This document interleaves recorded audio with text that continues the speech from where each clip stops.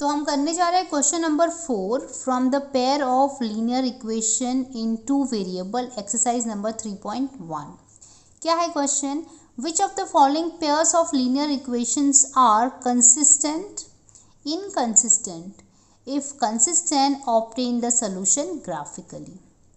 तो देखो, कंसिस्टेंट का मतलब हमें पता है, मैंने ऑलरेडी पहले की वीडियो में बताया है कि कंसिस्टेंट का मतलब है कि इक्वेशन का सॉल्यूशन एग्जिस्ट करता है, और इनकंसिस्टेंट का मतलब है सॉल्यूशन का इक्वेशन का सॉल्यूशन एग्जिस्ट नहीं करता है।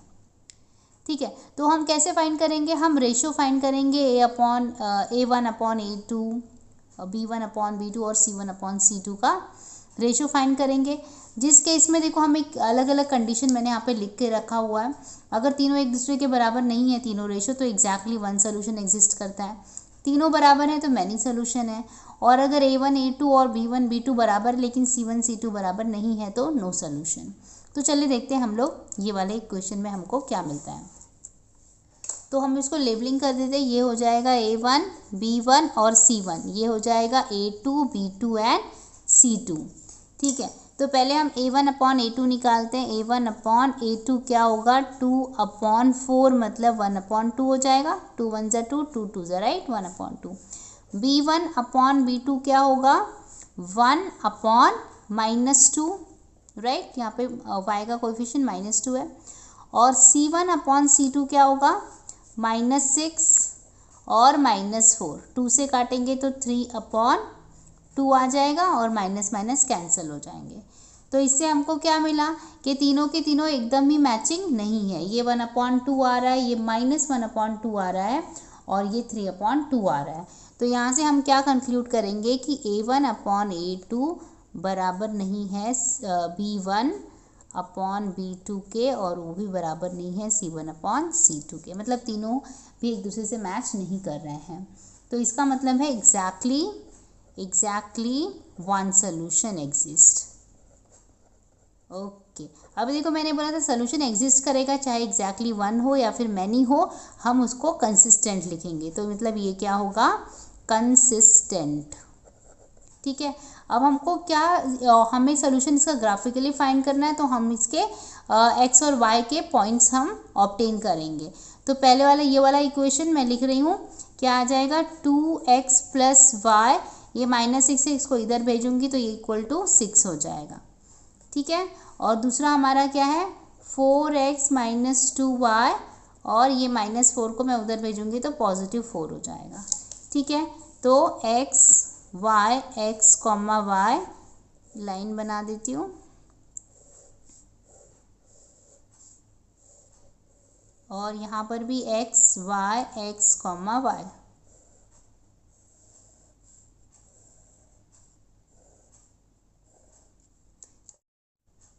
ओके, तो पहले मैं क्या कर रही हूँ, x का वैल्यू अगर मैं 2 रख रही हूँ तो यहाँ पे क्या हो जाएगा? x की जगह पे 2 डाल दूंगी, तो 2 into 2 plus y equal to 6 हो जाएगा। तो ये हो जाएगा 4 प्लस वाई इक्वल टू 6। तो y इक्वल टू 6 माइनस 4 मतलब y इक्वल टू 2 आ जाएगा। तो जब मैंने x का वैल्यू 2 रखा तो y भी 2 आया, तो 2 2 2 2। ठीक है, अब हम नेक्स्ट करते हैं, x का वैल्यू हम 3 रख देते हैं। तो मतलब x की जगह पे हमें 3 रखना है, तो 2 into 3 plus y equal to 6। तो ये क्या हो जाएगा? 6 प्लस वाई इक्वल टू 6। तो y का वैल्यू 6 माइनस 6 मतलब y का वैल्यू 0 आएगा। तो मतलब जब मैंने x का वैल्यू 3 रखा तो y 0 आया, तो 3 0 3 0 हो जाएगा। अब हम ये वाला इक्वेशन कर लेते हैं। यहाँ पे मैं पहले x का वैल्यू 0 रख रही हूँ, तो क्या हो जाएगा? 4 into 0 minus 2y equal to 4। तो 4 का मल्टीप्लाई 0 के साथ होगा तो 0 आ जाएगा, -2, क्योंकि 4 का 0 का मल्टीप्लाई किसी भी नंबर से होगा, आंसर 0 ही आना है। ठीक है, तो ये होगा -2y इक्वल टू 4, मतलब ये -y इक्वल टू 4 अपॉन 2, तो -y इक्वल टू 2 आ जाएगा। तो y का वैल्यू आएगा -2। तो जब आपने x 0 रखा तो y -2, तो 0 और -2, 0 -2। ठीक है, ओके। अब मैं x का वैल्यू 1 रख रही हूँ, तो 4 इंटू यहाँ पर x की जगह पे 1 आ जाएगा। 1 माइनस 2y इक्वल टू 4, तो ये हो जाएगा 4 माइनस 2y इक्वल टू 4। तो minus 2y equal to 4 minus 4, तो माइनस 2y इक्वल टू 0 हो जाएगा। तो मतलब यहाँ पे माइनस वाई इक्वल टू क्या हो जाएगा 0/2। तो ये हो जाएगा माइनस वाई इक्वल टू 0। तो y का वैल्यू क्या आ जाएगा, तो यहाँ पर हमारा x का वैल्यू 1 आया और y का 0 आ गया। तो हम 1 और 0 ले लेते हैं, 1,0। ठीक है, अब हम क्या करते हैं, ग्राफ प्लॉट करते हैं। ओके, तो अब हम ग्राफ प्लॉट करेंगे। ये देखो मैंने दोनों लिख लिया है, दोनों इक्वेशन के कोऑर्डिनेट्स लिख लिए हैं। तो 2x plus y is equal to 6 का पहले करते हैं। जब ये x 2 है तो y भी 2 है, तो जब x 2 है तो y भी 2 है, मतलब ये वाला पॉइंट हो जाएगा हमारा। तो मैं इसको पेन से लिख देती हूँ 2,2। फिर जब x 3 है तो y 0 है, जब x पे 3 है तो y पे 0 आ रहा है, तो ये इधर ही आ जाएगा 3,0। इसको हम लोग ज्वाइन कर देते हैं।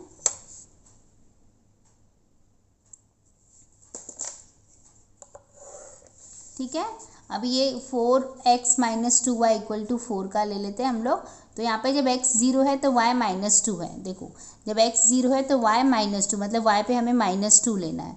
तो 0, -2। ठीक है, इसको भी मैं पेन से लिख देती हूँ ताकि क्लियर दिखाई दे। ठीक है, और फिर 1, देखो फिर क्या है 1 एंड 0। तो 1 किस पे आएगा, x पे आएगा और y पे 0, मतलब यहाँ पर ही आ जाएगा। तो 1,0 होगा। ठीक है, ज्वाइन कर लेंगे इनको हम लोग।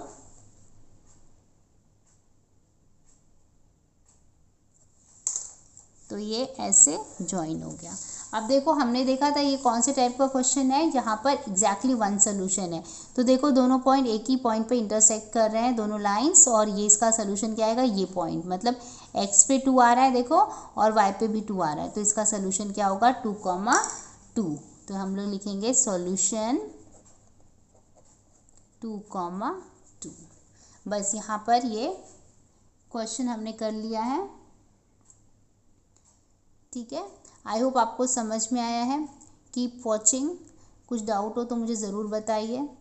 ओके, तो अब हम लोग क्वेश्चन नंबर 4 कर रहे हैं। क्वेश्चन नंबर 3 हमने ख़त्म कर लिया है। तो यहाँ पे भी हम लोग उसको नेमिंग कर देते हैं, A1, B1 और C1। यहाँ पर A2, B2 एंड C2। ठीक है, तो A1 अपॉन A2 क्या होगा 2/4, 2 1 जा 2, 2 2 जा, मतलब 1/2 आ जाएगा।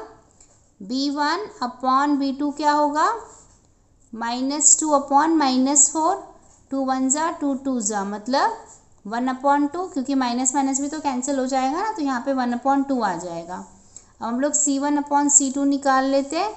ये -2/-5 हो जाएगा, माइनस माइनस कैंसिल, तो 2/5 आ जाएगा। तो यहाँ से हमें क्या समझ में आ रहा है, यहाँ से हम ये समझ रहे हैं कि जो A1/A2 है वो B1/B2 के बराबर है, लेकिन C1 C2 के बराबर नहीं है।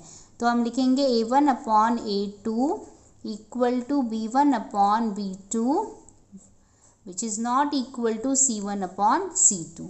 तो देखो कौन सी कैटेगरी आ रही है हमारी, ये थर्ड वाली आ रही है, राइट। यहाँ पर दो रेशो बराबर है, लेकिन थर्ड वाला बराबर नहीं है, तो इसमें क्या होगा नो सोल्यूशन। तो हम लिखेंगे नो सोल्यूशन। और अगर नो सोल्यूशन होता है तो क्या होता है इनकंसिस्टेंट, इनकंसिस्टेंट। ठीक है, आई होप आपको समझ में आया है। कीप वॉचिंग, कुछ भी डाउट हो तो मुझे ज़रूर बताइए, मैं ज़रूर कमेंट करूँगी।